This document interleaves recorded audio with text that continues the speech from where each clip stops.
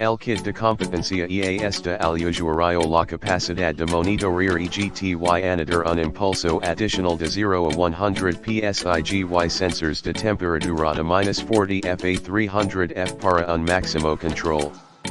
Este kit está diseñado para aquellos propietarios de camiones que han mejorado turbo o turbo y otros mods donde el sensor destaca no es suficiente.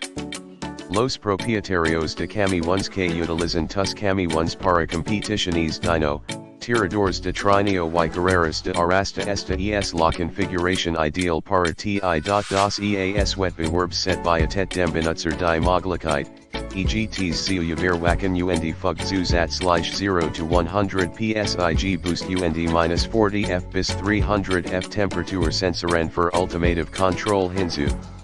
Diese Set ist für LKW Besitzer konzipiert, die Turbo oder Turbogerät aufgerüstet haben und andere Mods bedienender Lagersensor einfach nicht mehr aussicht.